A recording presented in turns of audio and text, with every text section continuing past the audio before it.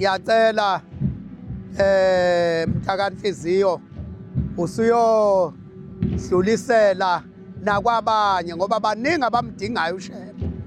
uShembe uNkulunkulu ngoba lenkolo yobuNazarethe ubobona ngoba akudlalwa ngayo, akudlaleki ngayo.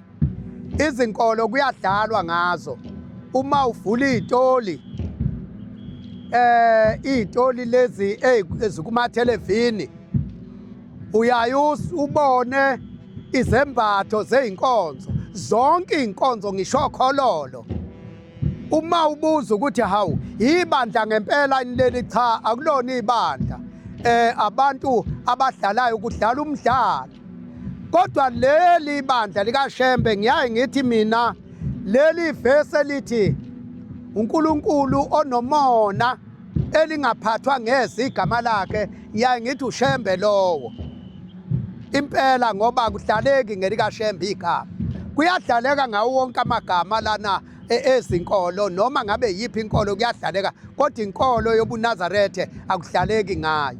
Ngiyaye ngithi ke mntanami, awu uShembe uNkulunkulu onomona, uNkulunkulu onomhawu elingaphathwa ngeze igama lakhe.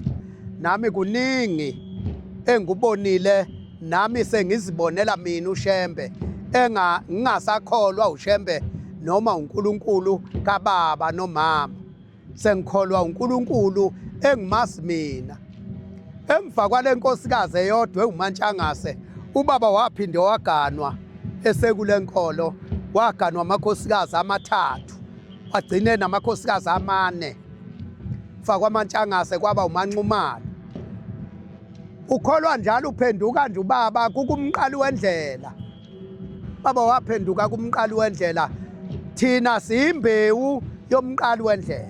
Ubaba ube ngumshumayeli kumqali wendlela, wangumshumayeli elangeni, wawumshumayeli enyangeni yezulu.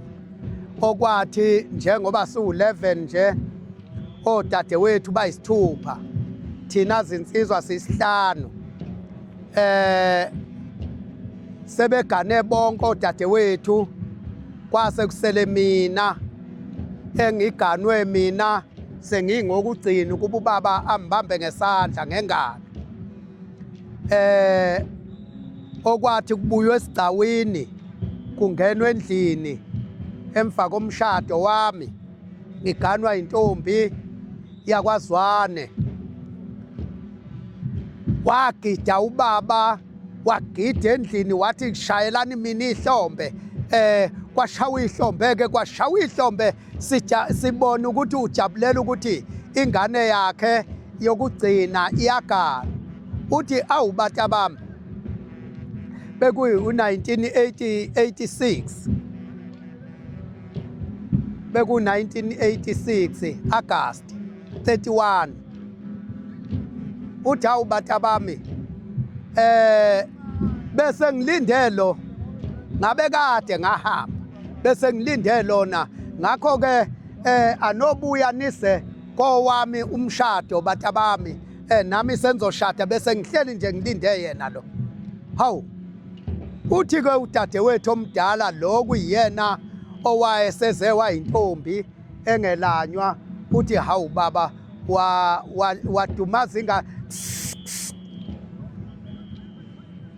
wadumaza ingane kodwa ngosuku lwayo oluhle kangaka nolukhulu kangaka.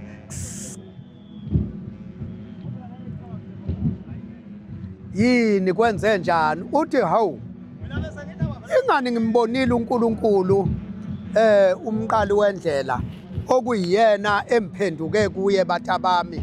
Ngayimbona isiqu sesibili ulanga phuma sikothe nabathayo liyabahangula. Namuhla ngisesiqwini sesithathu. Izwi likaNkulunkulu lithi uNkulunkulu uziqu intathu, yise, indodana nomoya oyingcwele. Ngathi ngisazolindana, kulungile sengiyahamba bese ngilindelo. Hawu nangempela ngashadelwa mina ngo-August 31st. Kodwa kwawu-September, ngo-October 28 wasuyahamba ubaba. Futhi ukuhamba kwakhe wahamba nje Xoxa engenankinga. Ngikhumbula nje ngelinye ilanga elele phansi kukhona undunakazi, ubaba undunakazi wasesikhawini eze ngokuzombona nokuzomthandazela. Uyabuza ngolwesithathu ekuseni uthi hawu konje ngolwesingaki namuhla kuqedwa nomthandazo wasekuseni. Sekuyakhulunywa ukuthi hayi olwesithathu, uthi hawu ubamba umlomo uthi hawu cishe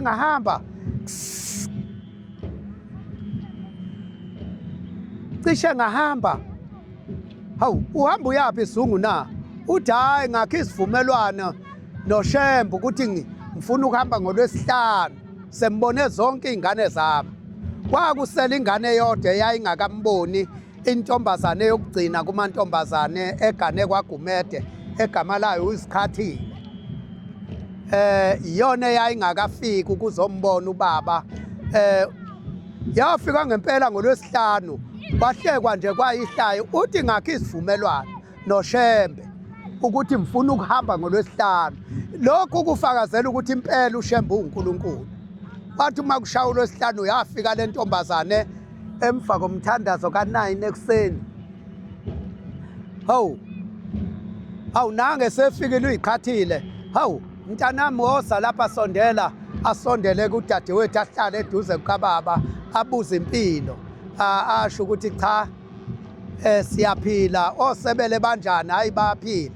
Zinjani izingane? Hayi ziyaphila. Nomkhwenyana uyaphila? Hawu cha baba uyaphila. Wena unjani baba? Cha mntanami. Hayi cha uNkulunkulu nje owaziyo. Hayi kulungile ke mntanami ngoba usumbonile bese ngilinde wena. Hawu athi uyambuka udadewethu naye cwebacwebe inyembezi ebuka ubaba kuwumuntu owayengajwayele ukugula, owayengakwazi ukugula. Hawu uthi suka dedake deduka suka lapha mntanami. Hawu athi hayi suka qhela. Hawu wathi esukuma nje udadewethu engakahlali phansi kwase kubonakala ukuthi hayi ukuyaluza kwakhe khona okwenzakalayo. Sebegijima omama babili sebesele gijima bethi bambamba. Wayese eseqinisa amehlo esebuza ukuthi nenzani, nimbamba ninkunyankunya nenzani.